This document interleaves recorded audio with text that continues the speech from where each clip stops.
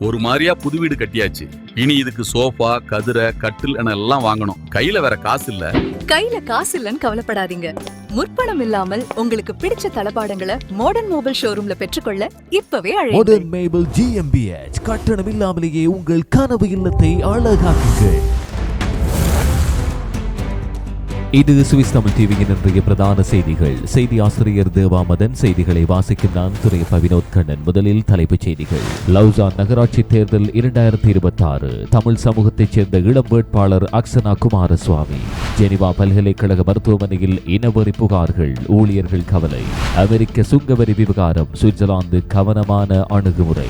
விண்டசூர் நகரில் அறையில் பூட்டிக்கொண்ட குழந்தை பாதுகாப்பாக மீட்பு. துர்கவ் கண்டோனில் தொலைபேசி மோசடி தொடர்ச்சி. காலாண்டில் கிட்டத்தட்ட 2.5 லட்சம் பிராங்குகள் இழப்பு. ரயில் நிலையங்களில் எச்சரிக்கை அவசியம். பயணிகள் பாதுகாப்பு குறித்து அறிவுரை. பாசலில் குத்தி கொலை முயற்சி. 2 மாத குழந்தையோடு இருந்த நபர் தாக்குதல். துர்கவ் கண்டோனில் கார்னிவல் ஊர்வலத்தில் விபத்து. 15 வயது சிறுவன் காயம். தொடர்பான விரிவான செய்திகள். சுவிஸ்ல இருக்கும் தமிழர்களே, ஒவ்வொரு வருஷமும் வரி விதிப்பால் கவலைப்படுறீங்களா? உங்க கஷ்டம் எங்களுக்கு புரியுது. உங்க மனசுக்கு நிம்மதியான ஒரு செய்தி. சுவிட்சர்லாந்து தமிழர்களின் வரிச்சுமையை குறைக்கும் சிறந்த நிறுவனமாக PR த்ரோய்கேன் GmbH தெரிவு செய்யப்பட்டுள்ளது. என்ன உறவுகளே, செய்தி கேட்டீங்களா? இன்னும் எதுக்கு யோசிக்கிறீங்க? வரிச்சுமைக்கு இனி குட் பை சொல்லணும்னா இப்பவே அழையுங்கள். PR த்ரோய்கேன் GmbH. சுவிஸில் நிறுவனங்களுக்கான கடன்களை வெறும் 2 வாரங்களில் பெற்றுத் தருகிறோம். அங்கீகரிக்கப்பட்ட முகவர் VTS Finance GmbH. சுவிஸில் 1.09 வட்டி வீதத்தில் இருந்து வீட்டு கடன்களை பெற்றுக்கொள்ளவும் ஏற்கனவே வீடு வைத்திருப்பவர்கள் அதனை வைத்து புதிய வீடுகள் வாங்குவதற்கான கடன் வசதிகளும் செய்து தரப்படும். சகலவிதமான வங்கிக் கடன்கள் மற்றும் காப்புறுதிகளுக்கு 078 920 58 58. சனிக்கிழமை காலை 21 பிப்ரவரி 2026 அன்று காலை 8:30 மணிக்கு முன்பாக ஸ்டட் போலீசாய் விண்டத்தூர் காவல்துறைக்கு அவசர அழைப்பு ஒன்று வந்தது. 28 வயதுடைய தந்தை ஒருவர் தன் 15 மாத குழந்தை வீட்டின் ஒரு அறைக்குள் தவறுதலாக பூட்டிக் கொண்டதாகவும் கதவை திறக்க முடியாமல் உள்ளே சிக்கியுள்ளதாகவும் தெரிவித்தார். இதையடுத்து உடனடியாக சம்பவ இடத்துக்கு விரைந்த நகர காவல்துறை அதிகாரிகள் கதவை சேதமின்றி திறக்க முயற்சியில் ஈடுபட்டனர். குறுகிய நேரத்திலேயே அவர்கள் அறைக்குள் நுழைந்து உள்ளே இருந்த குழந்தையை பாதுகாப்பாக வெளியே கொண்டு வந்து தந்தையோடு மீண்டும் இணைத்தனர். இந்த சம்பவத்தில் தந்தைக்கும் குழந்தைக்கும் எந்தவிதமான காயமும் ஏற்படவில்லை என காவல்துறை தெரிவித்தது. அவசர நிலைகளில் துரிதமாக செயற்பட்ட காவல்துறையினரின் நடவடிக்கை பாராட்டத்தக்கது என்றும் குறிப்பிடப்பட்டுள்ளது. சிறுவர் பாதுகாப்பு தொடர்பாக வீட்டில் உள்ள கதவுகள் மற்றும் பூட்டுகள் குழந்தைகள் எளிதில் அணுக முடியாதவாறு பாதுகாப்பு ஏற்பாடுகள் செய்யப்பட்டிருக்க வேண்டும் என அதிகாரிகள் பொதுமக்களுக்கு மீண்டும் நினைவூட்டியுள்ளனர். குறிப்பாக சிறு குழந்தைகள் உள்ள குடும்பங்களில் கூடுதல் கவனம் அவசியம் எனவும் வலியுறுத்தப்படுகிறது.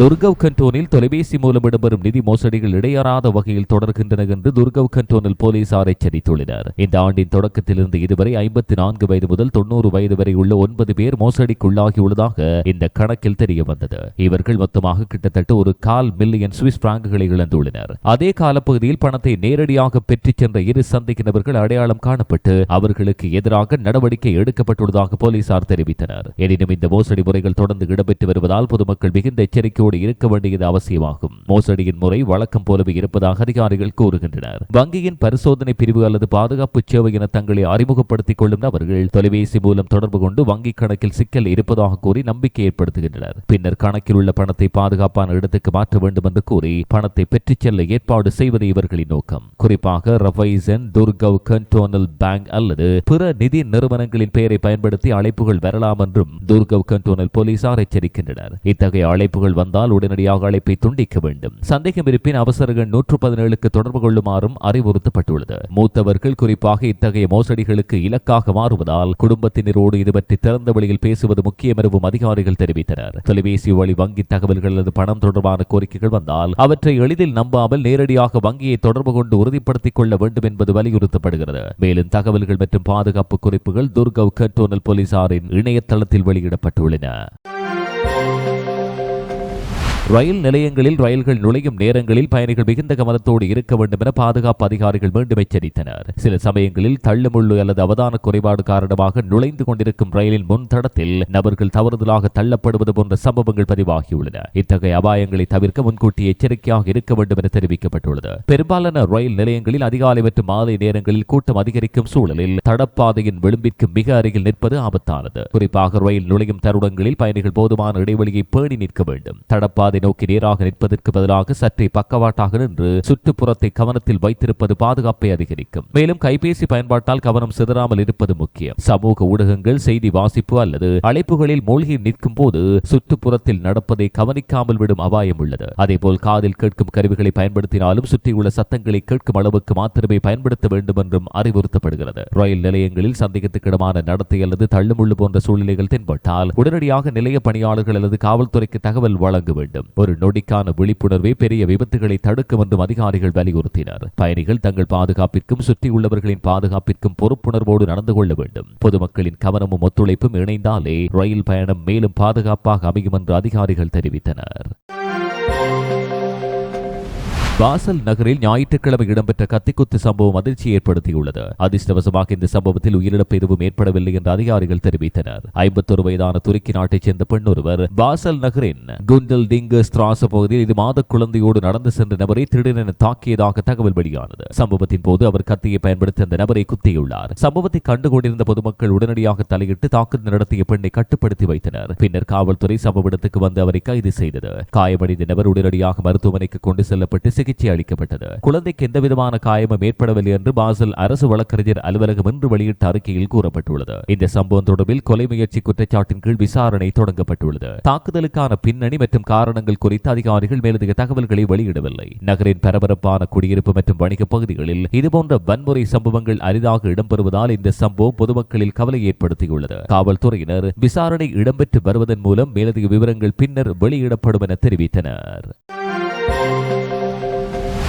துர்கவ் கண்டோனில் உள்ள பூர்க்லன் பகுதியில் சனிக்கிழமை பிற்பகல் இடம்பெற்ற கார்னிவல் ஊர்வலத்தின் போது விபத்து ஒன்று இடம்பெற்று 15 வயது சிறுவன் ஒருவர் நடுத்தர அளவிலான காயங்களுக்கு உள்ளானார். துர்கவ் கண்டோனல் போலீசார் வழங்கிய ஆரம்ப தகவலின்படி பிற்பகல் 3 மணிக்கு முன்னதாக ஊர்வலத்திற்காக போக்குவரத்துக்கு மூடப்பட்டிருந்த ரிங்ஸ் திராஸ் வீதியில் இந்த சம்பவம் நடந்துள்ளது. ஊர்வலத்தில் பங்கேற்று வந்த 15 வயது இளைஞர் ஒருவருக்கும் 21 வயதான இளைஞர் ஓட்டிய டிராக்டருக்கும் இடையில் மோதல் ஏற்பட்டுள்ளது. இந்த மோதலில் சிறுவன் நடுத்தர காயங்களுக்கு உள்ளானதால் அவசர சிகிச்சைக்கென உடனடியாக மருத்துவமனைக்கு கொண்டு செல்லப்பட்டார். டிராக்டர் ஓட்டி 21 வயதான நபருக்கு எந்தவித காயமும் ஏற்படவில்லை. விபத்துக்கான துல்லியமான காரணங்களை கண்டறிய துர்கவ் கண்டோனல் போலீசார் விசாரிக்கின்றனர். மீட்பு நடவடிக்கைகள் மற்றும் சம்பவ இட ஆய்வுகள் இடம்பெறுவதற்காக ஊர்வலம் சுமார் 30 நிமிடங்கள் தற்காலிகமாக நிறுத்தப்பட்டது. பின்னர் பாதுகாப்பு ஏற்பாடுகள் செய்யப்பட்டு நிகழ்ச்சி மீண்டும் தொடரப்பட்டது. கார்னிவல் போன்ற பொது நிகழ்வுகளில் பெருமளவில் மக்கள் கூடுவதால் வாகனங்களும் பங்கேற்பாளர்களும் ஒரே இடத்தில் இயங்கும் சூழலில் கூடுதல் கவனம் அவசியம் என அதிகாரிகள் நினைவூட்டியுள்ளனர். சிறிய விளம்பர இடைவெளியின் பின் செய்திகள் தொடரும்.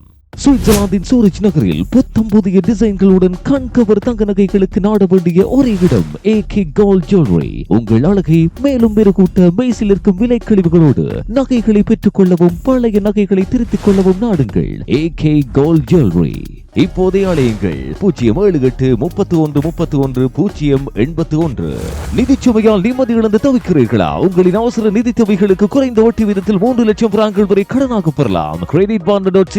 இலவச ஆலோசனைகளுக்கு 076592997. சுவிட்சர்லாந்தில் வசந்த காலத்தை முன்னிட்டு பறவைகள் இடம்பெயர்வு தொடங்கியுள்ளதற்கான தெளிவான அறிகுறிகள் வெளியாகியுள்ளன. ornitho.ch என்ற பறவை கண்காணிப்பு தளத்தில் ஸ்டார்லிங் மற்றும் சாங் த்ரஸ் வகை பறவைகள் அதிக அளவில் பதிவாகி வருவதாக லுசர்ன் கண்டோனில் உள்ள செம்பாக் நகரில் செயற்படும் சுவிஸ் ஆர்னித்தாலஜிக்கல் இன்ஸ்டிடியூட் நிறுவனம் கீஸ்டோன் SDA செய்தி நிறுவனத்திடம் உறுதிப்படுத்தியது. பொதுவாக சில ஸ்டார்லிங் பறவைகள் குளிர்காலத்திலும் சுவிட்சர்லாந்திலேயே தங்கினாலும் பெரும்பாலானவை தென் ஐரோப்பா பகுதிகளில் குளிர்காலத்தை கழிக்கின்றன. அதேபோல் சாங் த்ரஸ் பறவைகளும் குறுகிய தூர இடம்பெயர்வை மேற்கொள்ளும் இனமாக கருதப்படுகிறது. இவை பெரும்பாலும் மெடிட்டரேனியன் பிராந்தியங்களில் குளிர்காலத்தை கழித்து மீண்டும் வடக்கு பகுதிகளுக்கு திரும்புகின்றன. சமீபத்திய இரவுகளில் பறவைகளின் நகர்வுகள் அதிகரித்துள்ளதாக சுவிஸ் பறவை ஆய்வு நிறுவனத்தின் ரேடார் கண்காணிப்பிலும் பதிவானது. சுமார் 3/2 பங்கு இடம்பெயரும் பறவைகள் இரவு நேரங்களில் பயணம் மேற்கொள்வது அறியப்பட்ட உண்மை. ஆகவே இரவு நேர பறவை நகர்வுகள் அதிகரித்திருப்பது பருவகால இடம்பெயர்வு தொடங்கி இருப்பதற்கான முக்கிய அறிகுறியாக நிபுணர்கள் விளக்குகின்றனர். வானிலை மாற்றங்கள், வெப்பநிலை உயர்வு மற்றும் நாளொளி நேரம் அதிகரித்தல் போன்ற காரணிகள் இந்த இடம்பெயர்வை தூண்டுகின்றன. பறவைகள் தங்களது இனப்பெருக்க பகுதிகளுக்கு திரும்பும் இந்த காலம் இயற்கை ஆர்வலர்களுக்கும் ஆய்வாளர்களுக்கு முக்கியமானதாக இருக்கிறது. ornitho.ch போன்ற தளங்கள் மூலம் பொதுமக்களும் தாங்கள் காணும் பறவைகளை பதிவு செய்வது அறிவியல் தரவுகளை சேகரிக்க பெரிதும் உதவுகிறது என்று நிபுணர்கள் தெரிவித்துள்ளனர். அமெரிக்க உயர் நீதிமன்றத்தின் சமீபத்திய தீர்ப்பையும் அதைத் தொடர்ந்து அமெரிக்க அதிபர் வெளியிட்டுள்ள அறிவிப்புகளையும் சுவிட்சர்லாந்து கவனத்தில் எடுத்துள்ளதாக பொருளாதார அமைச்சர் கே பார்மலின் தெரிவித்தார். இருப்பினும் அவர் இது குறித்து மேலதிக கருத்து வெளியிடவில்லை. நிலைமையின் முன்னேற்றங்கள் மற்றும் அதன் விளைவுகள் தொடர்ந்து ஆய்வு செய்யப்படுகின்றன என்று அரசு தெரிவித்தது. அதிபர் டொனால்ட் ட்ரம்ப் புதிய சட்டப்பிரிவை பயன்படுத்தி 150 நாட்களுக்கு 15% வரை உலகளாவிய சுங்க வரி விதிப்பதாக அறிவித்தார். ஆரம்பத்தில் 10% அறிவிக்கப்பட்ட வீதம் பின்னர் உயர்த்தப்பட்டது. இந்த மாற்றம் சுவிஸ் நிறுவனங்களுக்கு பெரிய தாக்கத்தை ஏற்படுத்தாது என Swiss US Chamber of Commerce வட்டாரங்கள் மதிப்பிடுகின்றன. மருந்துகள் மற்றும் தங்கம் தொடர்பான விலக்குகள் தொடரும் என கூறப்படுகிறது. பெர்ன் அரசு அமெரிக்காவோடு சட்டபூர்வமான மற்றும் நீண்டகால நிலைத்தன்மை வழங்கும் ஒப்பந்தத்தை உருவாக்குவதே தனது முக்கிய இலக்கு என மீண்டும் வலியுறுத்தியுள்ளது.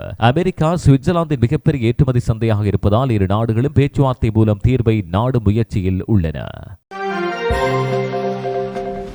ஜெனீவாவில் உள்ள யூனிவர்சிட்டட் ஸ்பிட்டல் ஜென்ஃப் மருத்துவமனையின் மறுவாழ்வு மற்றும் முதியோர் நோயியல் பிரிவில் பணியாற்றும் ஊழியர்களில் சுமார் காலாண்டு பங்கு பேர் இனவரி அனுபவித்துள்ளதாக உள்துறை கருத்து கணிப்பில் தெரியவந்தது. மொத்தம் 120 பணியாளர்கள் தாங்கள் முன் வெறுப்பு கருத்துக்கள், இழிவான பேச்சு அல்லது பாகுபாடு செயல்களை எதிர்கொண்டதாக தெரிவித்தனர். கருத்து கணிப்பின்படி சம்பவங்களில் 1/3 பகுதியானது நோயாளிகளால் ஏற்பட்டதாக இருந்தாலும் மீதமுள்ள பெரும்பாலானவை பணியாளர்கள் மற்றும் மேற்பார்வையாளர்கள் மூலம் நிகழ்ந்ததாக கூறப்பட்டுள்ளது. மேலும் 40% அதிகமானோர் இத்தகைய சம்பவங்களை நேரில் கண்டதாகவும் 20% மேற்பட்டோர் நோயாளிகள் இனவரிக்கு இலக்கானதை பார்த்ததாகவும் தெரிவித்தனர். அதிகம் குறிப்பிடப்பட்ட பாகுபாடு காரணம் தோல் நிறம், அதைத் தொடர்ந்து இனச்சேர்தல் மற்றும் தேசியத்துவமாகும். இந்த விவகாரம் தொடர்பில் ரோபர்ட் மார்டினி இத்தகைய சம்பவங்கள் ஒருபோதும் ஏற்றுக்கொள்ளப்பட முடியாதவை என்றார். கடந்த ஆண்டு 2 நபர்களுக்கு ஒழுங்கு நடவடிக்கை எடுக்கப்பட்டதாகவும் ஆனால் பணி நீக்கத்துக்கு போதிய ஆதாரம் இல்லை எனவும் கூறப்பட்டது. மேலும் 680 பணியாளர்களுக்கு பயிற்சி பட்டறைகள் நடத்தப்பட்டு புகார் அளிக்கும் முறைகள் வலுப்படுத்தப்பட்டுள்ளன.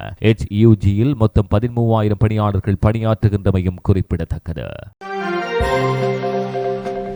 லவுசான் நகரில் இடம்பெறவுள்ள 2026 ஆண்டுக்கான நகராட்சி தேர்தலை முன்னிட்டு தமிழ் சமூகத்தைச் சேர்ந்த இளம் அரசியல் செயற்பாட்டாளர் அக்சனா குமாரசுவாமி போட்டியிடுகிறார். அரசியல் மற்றும் நிர்வாகத்துறையில் உயர்கல்வி கற்று வரும் அவர் பொதுக் கொள்கை மேலாண்மையில் முதுகலை பட்டம் பெற்றவராக அறியப்படுகிறார். கல்வி தகுதிகளுக்கு அப்பாற்பட்டு தமிழ் மொழி கல்வியிலும் பயிற்சி பெற்றுள்ள அவர் சமூக மற்றும் பண்பாட்டு நிகழ்வுகளில் தீவிரமாக ஈடுபட்டு வருகிறார். Akshana Kumaraswamy Swiss social democratic party கட்சியின் பட்டியல் 5 கீழ் இந்த தேர்தலில் களம் காண்கிறார். சமூக நீதி, இளையோரின் அரசியல் பங்கேற்பு மற்றும் பல்வகைமை பிரதிநிதித்துவம் போன்ற விடயங்கள் தனது முக்கிய கொள்கை அம்சங்களாக இருக்கும் என்றார். லவுசானில் வசிக்கும் வாக்குரிமை பெற்ற குடிமக்கள் வரவிருக்கும் தேர்தலில் தங்கள் ஜனநாயக உரிமையை பயன்படுத்தி வாக்களிக்குமாறு அவரது ஆதரவாளர்கள் அழைப்பு விடுத்துள்ளனர். 2026 ஆண்டுக்கான இந்த நகராட்சி தேர்தல் உள்ளூர் நிர்வாக அமைப்பில் பல்வேறு சமூகங்களின் குரல் பிரதிநிதித்துவம் பெறுவதற்கான முக்கிய வாய்ப்பாக கருதப்படுகிறது.